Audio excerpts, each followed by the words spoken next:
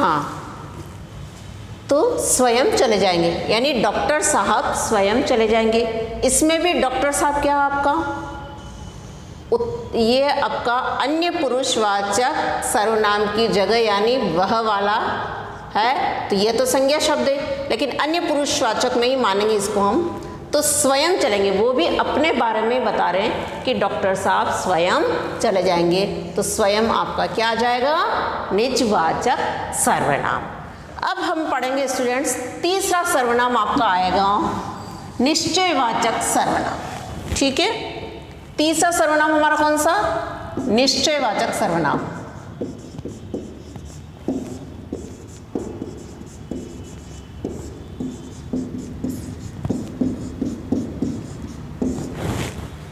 निश्चयवाचक सर्वनाम के अंदर यानी निश्चित रूप से हमें पता हो, ठीक है, यानी सर्वनाम के द्वारा पास या फिर दूर की वस्तु द्वारा हमें निश्चित पता चले, वो है आपका निश्चयवाचक सर्वनाम, यह वह। ठीक है, जैसे यह तुम्हारी कार है, हम वाक्य लेते उदाहरण, तो यह तुम्हारी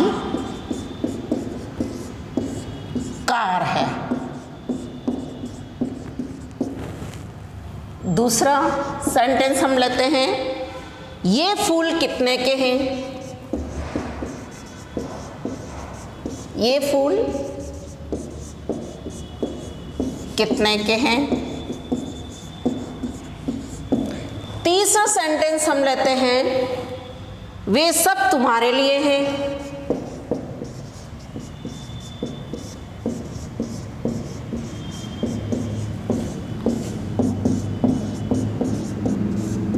वे सब तुम्हारे लिए हैं। अब देखिए,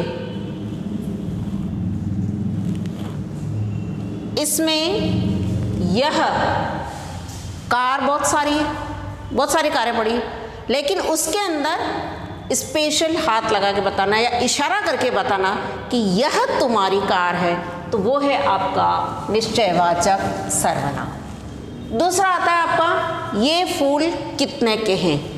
ये फूल भी टोकरों में तरह तरह के हैं, विभिन्न प्रकार के, लेकिन स्पेशली आपको पूछा कि ये फूल कितने के हैं, या यहाँ पर ये शब्द क्या, ये क्या हुआ आपका सर्वनाम, कौन सा, निश्चयवाचक सर्वनाम। फिर ये आपका, वे सब तुम्हारे लिए हैं। वे बहुत सारे सामान है, लेकिन वे सब तुम्हारे लिए, तो यहाँ पर वे शब्द भी तुम्हारे लिए क्या आ गया, वे शब्द भी निश्चयवाचक सर्वनाम। चौथा हम पढ़ते हैं स्टूडेंट्स, अनिश्चयवाचक सर्वनाम। चौथा हम क्या पढ़ते हैं, अनिश्चयवाचक सर्वनाम। ठीक है, इसके अंदर जिन सर्वनाम शब्दों से किसी वस्तु अथवा व्यक्ति का निश्चय न हो, वो है आपका अनिश्चयवाचक सर्वनाम। ठीक है, अब हम जैसे इसमें शब्द लेते हैं, कुछ,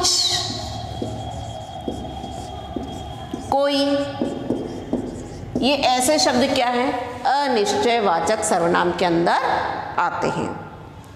हम उदाहरण लेते हैं, जैसे लगता है आज कुछ न कुछ जरूर मिलेगा।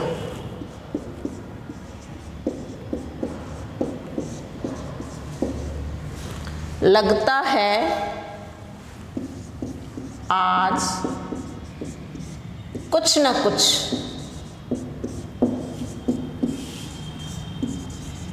जरूर मिलेगा।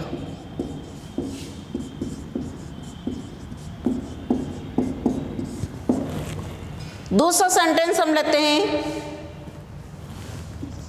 बाहर कोई खड़ा है।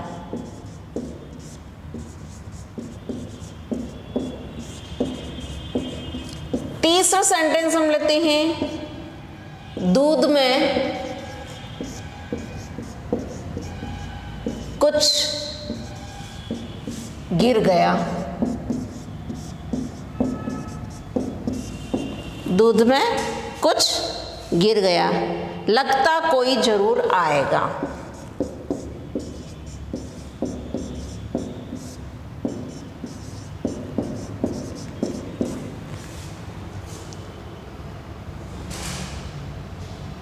लगता है आज कोई जरूर आएगा।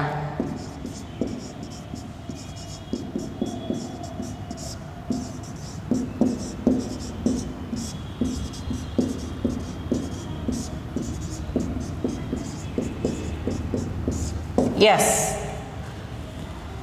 लगता है आज कुछ न कुछ जरूर मिलेगा, कुछ न कुछ। अब कुछ भी मिल सकता है, आपको मिठाई भी मिल सकती है, आपको गिफ्ट भी मिल सकता है ना, यानी कि कुछ न कुछ मिलेगा, आपको पक्का पता नहीं है। दूसरा है आपका बाहर कोई खड़ा है। कोई खड़ा है यानी आपको पता नहीं है कि बाहर कोई है। जानवर कुत्ता भी हो सकता है, बिल्ली भी हो सकती है, इंसान भी हो सकता है ना, कोई मिलने वाला भी हो सकता है, पोस्टमैन भी हो सकता है। हम कह थोड़ी सकते, कोई भी हो सकता है, बाहर कोई खड़ा है। तो कोई शब्द आपका क्या आ गया यहाँ पर? अनिश्चयवाचक सर्वनाम। दूध में कुछ गिर गया,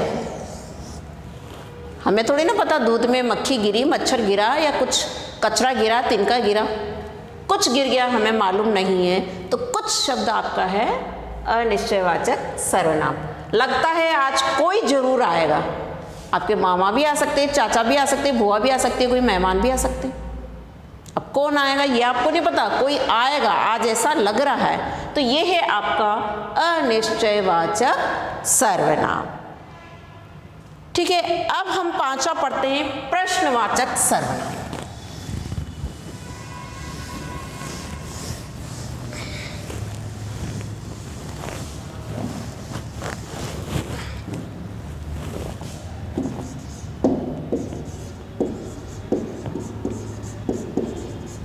प्रश्नवाचक सर्वनाम,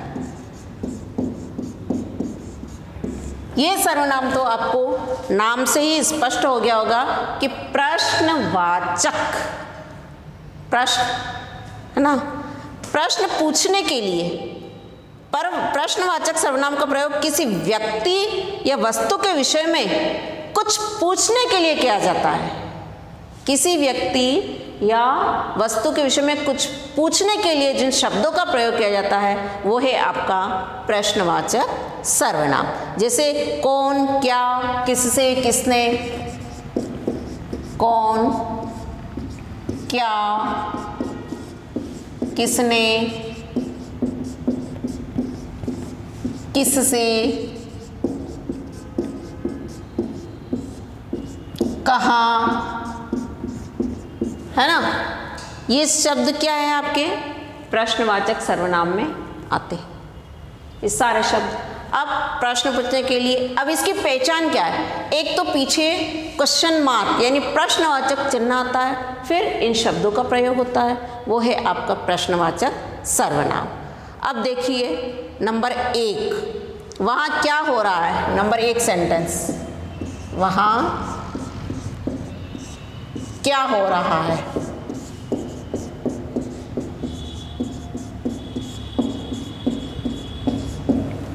दूसरा सेंटेंस हम लेते हैं, वहां कौन हंस रहा है?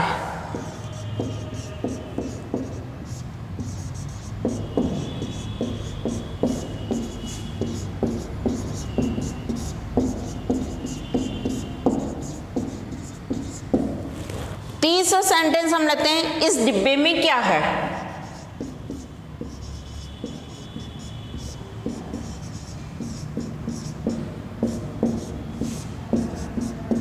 इस डिब्बे में क्या है?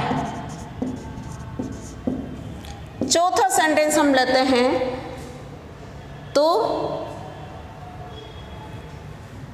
तुमने किससे फल मांगी?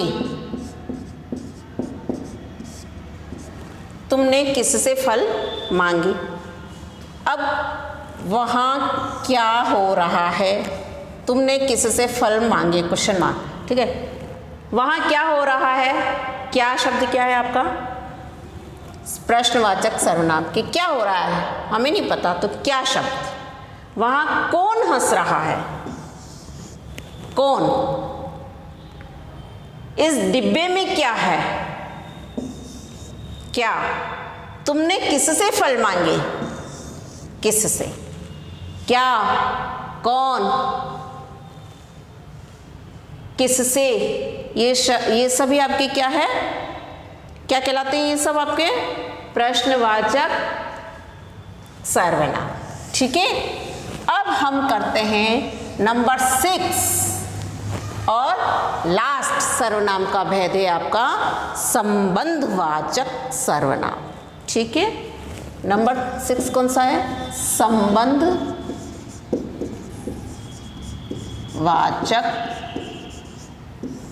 सर्वनाम,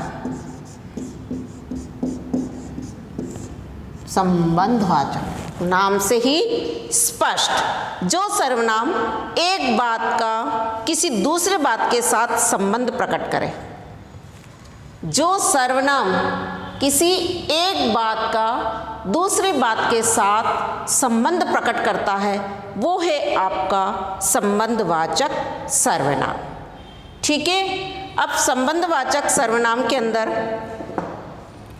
देखिए, जो जो, वह जो, जो, जो मेहनत करेगा जो वो,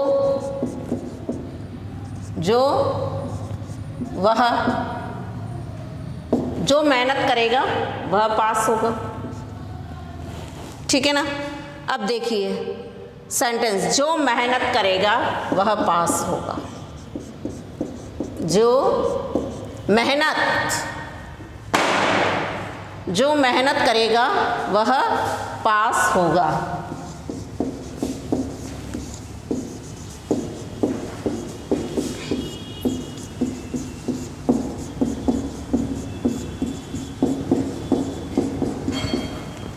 जो और वह, जो मेहनत करेगा वह पास होगा, ठीक है। अब आपका ये यानी कि यहाँ पे जो क्या होगा, मेहनत करने वाले के लिए जो, और पास कौन हो रहा है, जो मेहनत करेगा वो पास हो रहा है, तो उसके लिए आया आपके यहाँ पर किसका प्रयोग हुआ, संबंधवाचक सर्वनाम का प्रयोग हुआ है, ठीक है। यहाँ तक सभी को समझ में आया, संबंधवाचक सर्वनाम है ना।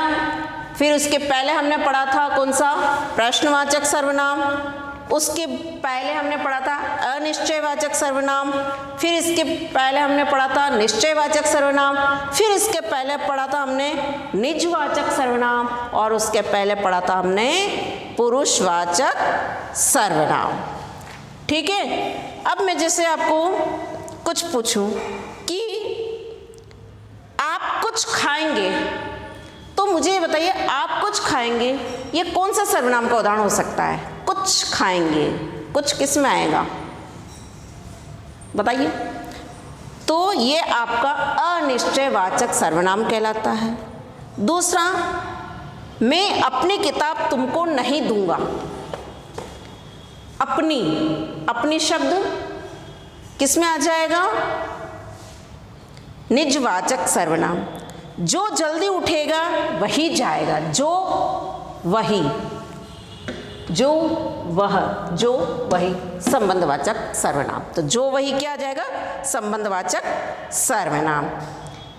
फिर आता है यही सबसे अच्छी जगह है, यही जगह भी बहुत सारी है, हमने बहुत सारों के नाम बताए, लेकिन यही सबसे अच्छी जगह है, तो यही शब्द आपका निश्चयवाचक सर्वनाम, ठीक है। अब मैं आपसे कुछ प्रश्न पूछती हूँ, सर्वनाम के कितने भेद होते हैं, तो स्टूडेंट्स सर्वनाम के 6 भेद होते हैं।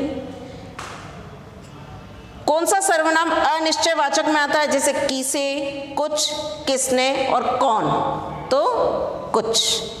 कौन सा सर्वनाम अन्य पुरुषवाचक नहीं है, वह, तुम, वे, उसे, तो तुम। हम किस प्रकार का सर्वनाम कहा जाता है? उत्तम पुरुषवाचक में अंदर। सर्वनाम शब्दों में कौन सा कारक नहीं होता है? संबोधन कारक नहीं होता है। एक चीज नोट करने वाली बात है कि सर्वनाम के अंदर संबोधन कारक नहीं होता है। जो बोले सो कुंडी खोले किस सर्वनाम का उदाहरण है? संबंधवाचक। फिर स्वतः स्वयं किस सर्वनाम के उदाहरण हैं? निजवाचक सर्वनाम। फिर आपका कौन सा भेद पुरुषवाचक सर्वनाम का नहीं है? मैं 4 ऑप्शन बोलती हूँ, संबंधवाचक, मध्यम पुरुषवाचक, उत्तम पुरुषवाचक और अन्य पुरुषवाचक। तो कौन सा भेद पुरुषवाचक सर्वनाम का नहीं है?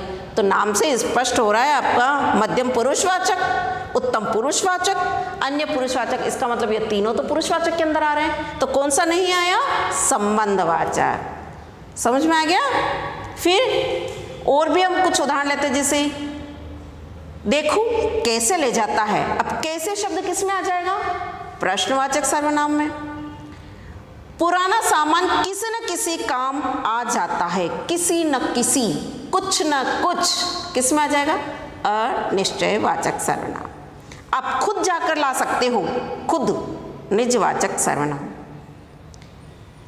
एक नई जीवन शैली अपना वर्चस्व स्थापित कर रही है, अपना, निजवाचक सर्वनाम। ठीक है, यहाँ सभी को समझ में आया? ठीक है, तो अब हम अपनी क्लास ख़त्म करते हैं और आपसे उम्मीद रखते हैं कि जितना भी आपको वर्क दिया जा रहा है, जो भी दिया जाता है, पॉजिटिवली आपको करना है। साथ में अपने इम्यूनिटी सिस्टम को भी सही रखना है। और हिंदी फर्स्ट में मैंने फिर बोला है आपको कि योगा नित्य करना है, 30 मिनट योगा, 30 नहीं हो तो कम से कम 20 मिनट आप डेली करो। हल्दी वाला भी दूध पियो।